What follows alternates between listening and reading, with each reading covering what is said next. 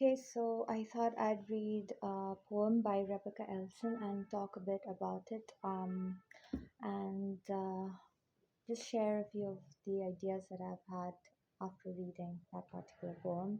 Um, uh, I guess it brought to mind some of the thoughts that I've had while researching modernist poetry and Jennifer Gossetti Ferenczi's The Ecstatic Quotidian is an interesting book to study because it looks at it explores a certain intimacy existing between um, the ordinary life, the experience of ordinary life, and um, the feeling of being outside of oneself.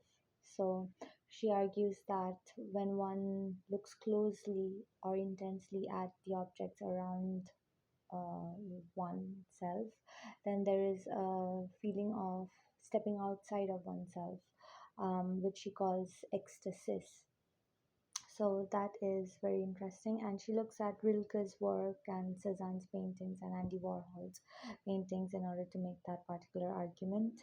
Um, so, what is interesting for me while reading Rebecca Elson's poetry is that she is arguing for a certain closeness of perspective towards objects that are observed by science. So she is talking about because she's an astronomer and things that she studies are photographic plates of the night sky. So there is a certain way in which she is arguing for a closeness of observation style to these unobservables. Okay, and that is what I find very interesting. And there is a certain way in which she derives a fascination from that act of observation, and one could argue that there is this curious manner in which the prose poem's ease of narration kind of brings that scientific observable that much nearer to the reader. So it's worth exploring. So I'm just going to read the poem, and if anything else occurs to me, I'll just talk about it. It's called 20th November. Wind moving the branches of the trees. Strange, how warm for November. How is it possible to take this for granted? What does it mean? Monday morning? Wake up, dress, eat breakfast, set off on my rattling old bicycle through the Grafton Centre, across the common to the black iron footbridge where the swans are waiting to be fed, past Castle Hill, through St. Edmund's Gardens, and up to the old stone walls of the observatory building. Put up a picture on the screen of part of a small swarm of stars seen by a telescope that hundreds of people using the accumulated knowledge of thousands of thinkers put into orbit around our planet. Think about what it means. What does it mean? And is it just in the end a discipline like anything? Like building brick walls or balancing accounts or sitting at an altar in a pose of meditation. This is what I practice. Practice it with compassion, with honesty, with dignity, with dedication to some ideals. So, for me, particularly, um, this is a beautiful poem for many reasons. One of the reasons why I find it so very fascinating is because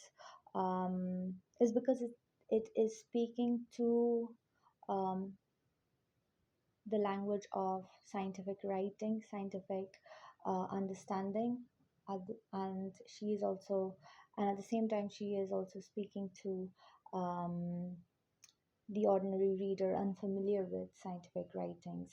So that is particularly interesting for me. And as I said before, there is a certain way in which the scientific observable is invisible to the naked eye.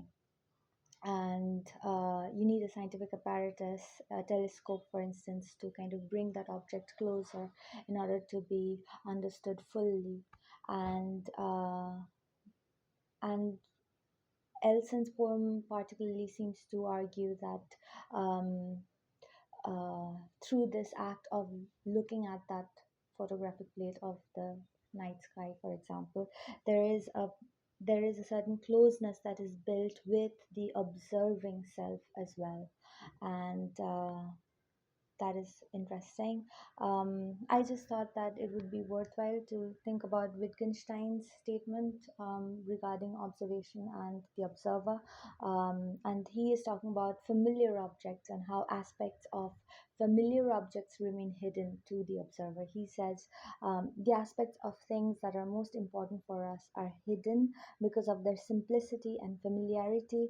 It goes unnoticed because it is always before one's eyes.